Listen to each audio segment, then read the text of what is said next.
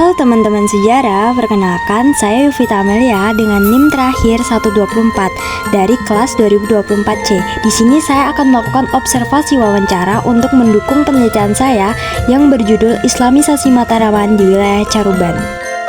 Menurut pemahaman masyarakat ataupun juru kunci Makam Kuncen, strategi penyebaran Islam di wilayah Caruban itu melalui pendekatan sosial masyarakat.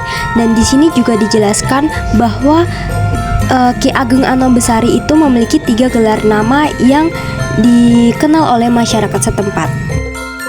Jadi kala itu Mbah Ageng Anambesari beliau punya 3 nama, punya gelar kebangsawanan. Yang pertama Raden Dagosumo, ada lagi nama Islamnya Ki Ageng Anambesari. Kemudian beliau sampai di Kuncen sini, beliau ganti nama Ki Ageng Graban, karena itu julukan dari masyarakat. Karena Mbah Ageng Anambesari itu beliau di saat siar agama tidak mau menunjukkan kewalian beliau. Jadi beliau ingin sederhana mungkin untuk mengajarkan ilmu-ilmu agama ke masyarakat. Jadi beliau mengajarkan agama sambil bergerabah. Oh iya. Jadi cobek, terus alat-alat dapur dan sebagainya. Maka dikenal dengan nama Ki Ageng Graban.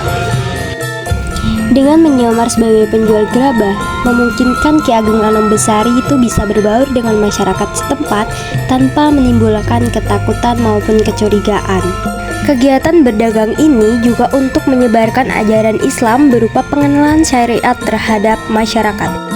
Dalam penyebaran Islam, beliau lakukan secara bertahap dan tidak menghilangkan kebudayaan kejawen.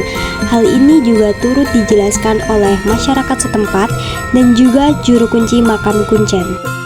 Jadi untuk kejawen atau tradisi Jawa, terutama di Kuncen, itu masih berjalan, masih berkembang. Ada yang namanya nyadran, bersih desa, itu setiap tahun kita mengatakan seperti itu. Terus ada yang namanya, jadi orang Jawa dulu kalau sembahyang, apalagi orang agama lain kalau sembahyang kan pakai pipa.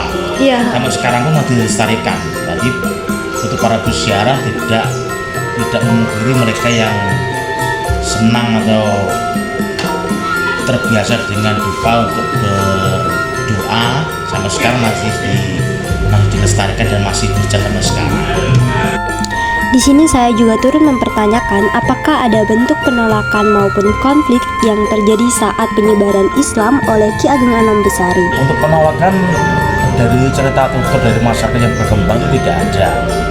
Bahkan santri-santri Mbah Ageng Anambesari sendiri, banyak santri-santri yang di luar Caruban atau di luar Madiun. Makam Kuncen ini tidak hanya sebagai makam Ki Ageng Anambesari saja, tetapi juga sebagai makam masyarakat setempat. Dan juga Makam Kuncen ini sebagai makam bupati-bupati pendahulu Madiun.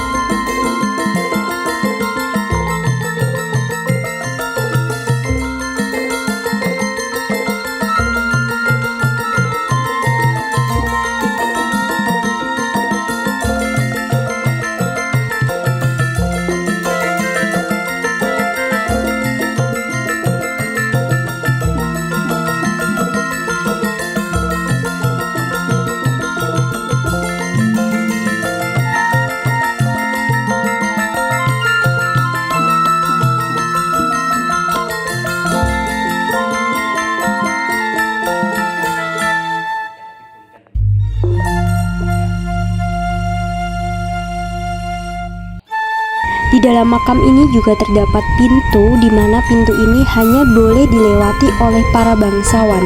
Makam Kuncen ini tidak hanya dijadikan tempat ziarah, situs sejarah, tetapi juga sebagai bentuk ingatan kolektif masyarakat setempat.